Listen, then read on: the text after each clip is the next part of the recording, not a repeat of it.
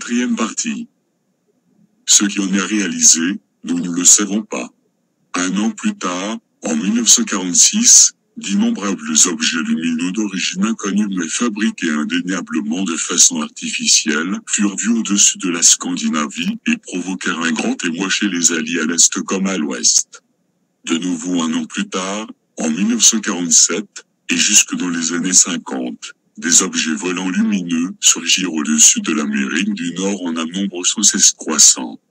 Ils étaient pilotés, c'est certain, par des êtres intelligents, ils étaient, le plus souvent, ronds, en forme de disque ou de cloche, c'étaient aussi parfois des objets volants non identifiés, en forme de cigare qu'on appelle ovnis. Il y a des auteurs qui disent que ces ovnis ne ressemblaient pas, en règle générale, à ceux fabriqués par le Reich allemand. Sur ce point, mon avis diverge. Du matériel photo bien documenté prouve que spécialement la version Nebu 2 a été vue, et même très souvent, depuis 1945. Si vous vous êtes intéressé, comme moi, depuis 10 ans au monde technique des ovnis, vous avez pu constater que parmi les cas où il y a eu des contacts personnels avec les occupants des ovnis, il y a un pourcentage particulièrement élevé de très beaux êtres de l'espèce aryenne, blonds aux yeux bleus et que ceux-ci parlaient soit couramment l'allemand, soit couramment une autre langue avec un accent allemand, pour les initiés mentionnant le cas d'Adamski, en 1952, le cas de Cédric Allingham, en 1954, et celui de Howard Manger, en 1956. On raconte aussi qu'existent des photos en couleur d'un disque volant, qui a trui avec des zones pour repartir aussitôt et sur lequel étaient ces deux croix, une balle creuse et une croix gammée. Ces photos furent prises dans les années 70, par un veilleur de nuit en RDA. Il existe, à propos des engins volants mais ce n'est ci-dessus un très bon dossier de photos et de films comme, par exemple, les documentations en 60 mm, UFO-Geheimnis des Trois Reich, les secrets des ovnis du Troisième Reich, Austria/Royal Atlantifilm GmbH. Citons aussi le dossier de l'américain Vladimir Terziskiki, lors de la conférence sur les ovnis en septembre 1991 à Phoenix, en Arizona, a projeté des diapositives pendant 3 heures et montré des photos de soucoupes allemandes, de plans de construction et de bases souterraines allemandes. Le livre du commandant de l'armée de l'air italienne Renato Vesco est aussi très intéressant ainsi que celui de Rudolf Lusar, Die Deutschen Waffen und Geheimwaffen des Zweiten Weltkrieg und der Weiterentwicklung, les armes allemandes et les armes secrètes allemandes de la Deuxième Guerre mondiale et leur mise au point ultérieure, J. Elements Verlag, München, 1971. Comprenez-vous maintenant pourquoi tout ce qui a trait aux ovnis passe pour de la fumisterie dans les mass médias, et ceci particulièrement en Allemagne?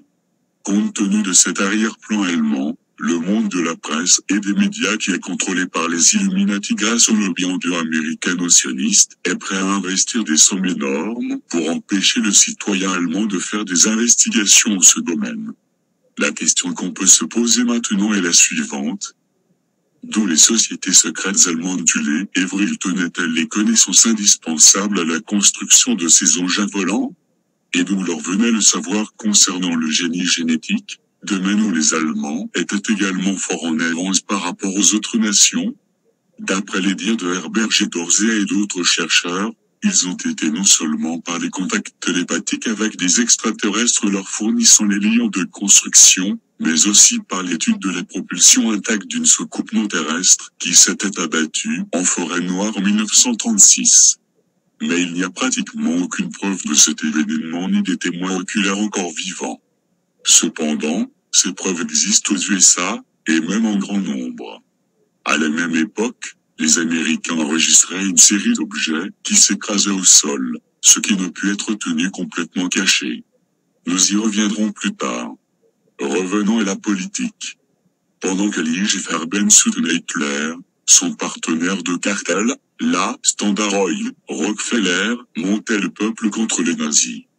De même, la Ford Motor Company fabriquait des armements militaires pour l'armée américaine, mais produisait en même temps en Allemagne des véhicules militaires pour les nazis.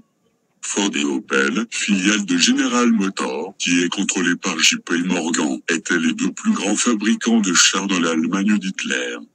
Qu'importe le vainqueur, les multinationales étaient, depuis le début, gagnantes. C'est selon ce même principe que beaucoup d'entreprises travaillèrent pendant la Deuxième Guerre mondiale. Pourquoi n'y a-t-il rien de tout cela dans les livres des écoliers ou dans les encyclopédies? Et particulièrement en Allemagne où règnent apparemment les libertés de la presse et où l'on enseigne la vérité? Une des raisons en est la suivante. La Fondation Rockefeller a distribué, en 1946, 139 000 $ pour qu'on présente au public une version officielle de la Deuxième Guerre mondiale, qui dissimule toute l'aide des banquiers américains pour l'édification du régime nazi et qui passe aussi sous silence l'idéologie mystique et occulte de ce régime. Un des principaux donateurs était la Standard Oil Corp de Rockefeller.